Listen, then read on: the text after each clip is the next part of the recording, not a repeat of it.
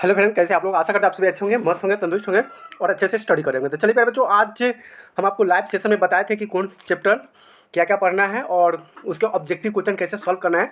तो लाइव में बहुत इंपॉर्टेंट चीज़ बताया है। अगर नहीं देखें तो जाकर लाइव सेशन हिंदी व्याकरण वाला जो होगा वो लाइव सेशन देख लीजिएगा, आपको डिटेल समझ में आ जाएगा कि कौन सब्जेक्ट से व्याकरण का कौन कौन टॉपिक पढ़ना है। सभी मैंने बढ़िया से डिटेल से सुबह में कराया हूँ। तो उसी का आज जो भी था चैप्टर बाई चैप्टर हम यहाँ से ऑब्जेक्टिव क्वेश्चन कराएंगे जो कि वेरी इंपॉर्टेंट क्वेश्चन होने वाले हैं। ठीक है, सबसे पहले हम टॉपिक लेकर आए हैं उपसर्ग।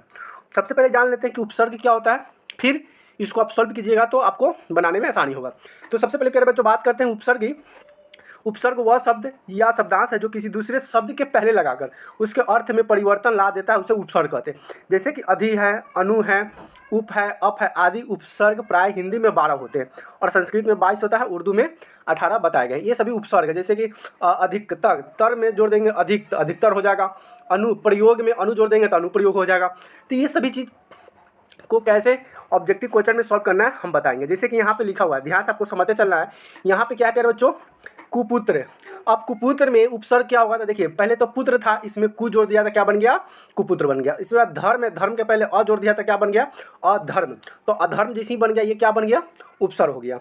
इसी तरह से बहुत सारे वर्ड आएंगे ऑब्जेक्टिव क्वेश्चन में, कैसे इसको सॉल्व करना है सभी डिटेल से हम क्वेश्चन लेकर आए हैं। 30+ क्वेश्चन VVI क्वेश्चन। आपको यहाँ से वीडियो को लास्ट तक जरूर देखिएगा। चैनल को सब्सक्राइब नहीं किया तो चैनल को सब्सक्राइब कर दीजिएगा और वीडियो को अपने दोस्त फ्रेंड के साथ शेयर कर दीजिएगा। जैसे कि यहाँ पे पहला क्वेश्चन हम ले लिए निरह, यानी कि करण निकारण करने वाला। संस्कृत है अनाहार, असुरक्षित। इसमें क्या क्या है सेंटेंस, अब कैसे इसको एग्जाम्पल के तौर से हम समझेंगे। ठीक है, जैसे कि यहाँ पे क्वेश्चन नंबर 1 ले लेते हैं।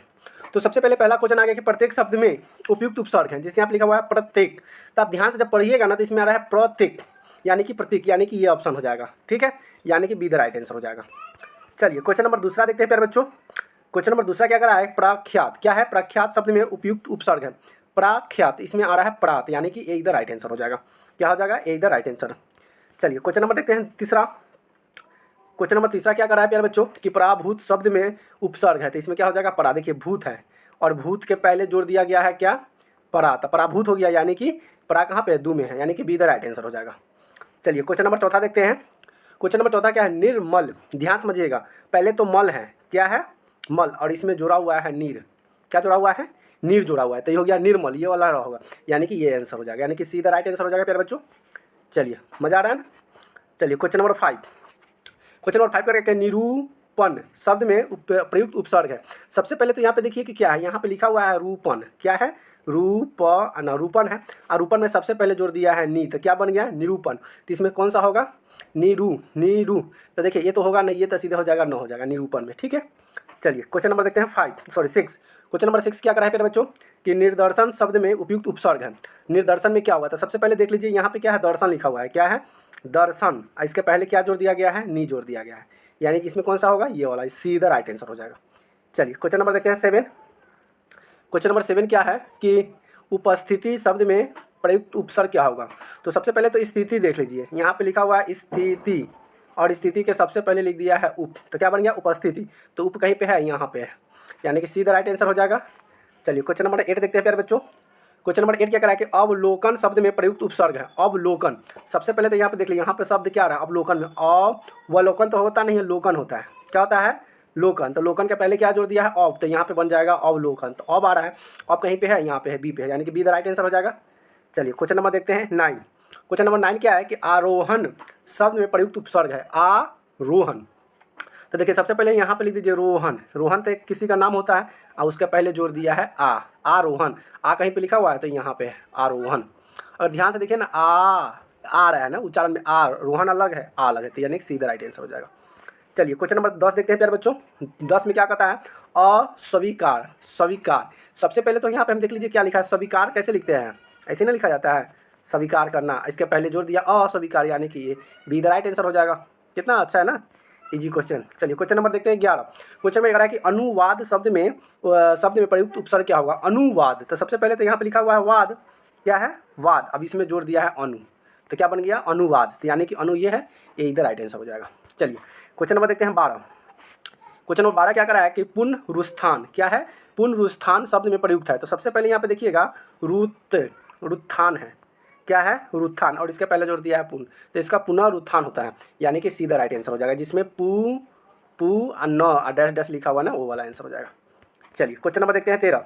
क्वेश्चन नंबर 13 क्या करा है कि सदगृत शब्द में प्रयुक्त उपसर्ग है, क्या है, सदती। यहाँ पे देखिएगा ध्यान से, स द आई में द के बाद ग लिखा हुआ है, तो इसका आंसर हो, इसको पढ़ेंगे सदती, यानी कि द, यानी कि यहाँ पे ये तो आ रहा है सदती, यानी कि बी द राइट आंसर हो जाएगा।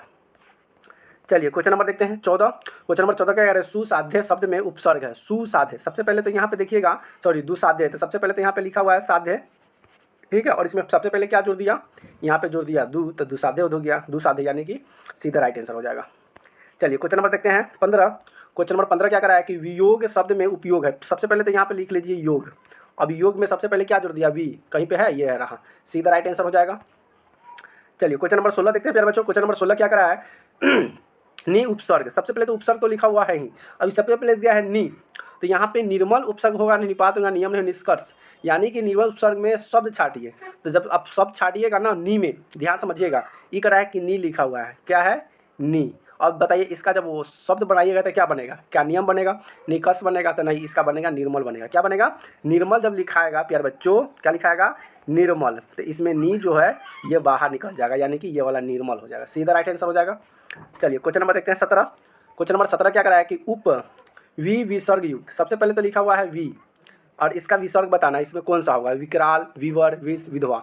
तो यहाँ पे देखिएगा ना, विकराल, सबसे पहले तो कराल तो हैते है, वर तो हैते, इसमें सब छाटना है, यानी कि देखिएगा ध्यान से प्यारे बच्चों, इसको समझना है, समझना यही है कि देखिए कराल में वी जोड़ा तब ना विकराल बनेगा, वर तो कोई वर्ड होता है नहीं, वर वी में वी जो होता है, वीवर तो कोई होता है नहीं, प्रा में कोई भी प्रा होता नहीं, इसीलिए इसका विकराल आंसर हो जाएगा, क्या होगा, विकराल, यानी ये इधर राइट आंसर हो जाएगा।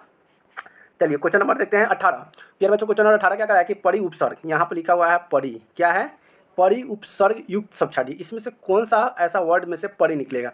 तो सबसे पहले दा कोई शब्द में से अगर परि जोड़ेंगे तो कोई वर्ड नहीं है, परिजन, जन होता है, चहरी, सबसे अच्छा अगर हमको लग रहा है तो में कुछ जोड़ दें, तो कोई तो वर्ड है ही नहीं, तो कोई वर्ड हो नहीं, सबसे पहले तो कोई वर्ड होना चाहिए, कोई अर्थपूर्ण शब्द होना चाहिए, क्या होना चाहिए, शब्द होना चाहिए, तब उस शब्द में कुछ जोड़कर तब एक नया शब्द बने।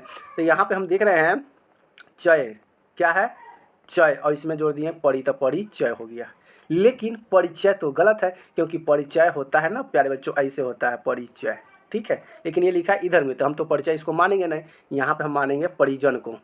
सबसे पहले कोई व्यक्ति जन है और उसमें हम जोड़ दिए परि, तो यानी बन गया परिजन, समझिएगा ना, यानी कि सीधा राइट आंसर हो जाएगा, ठीक है प्यारे बच्चों। चलिए क्वेश्चन नंबर 19 देखते हैं। क्वेश्चन नंबर 19 क्या करा है कि कु उपसर्ग, यहाँ पे जो है ना कु है, तो कु उपसर्ग से कौन सा वर्ड बनेगा।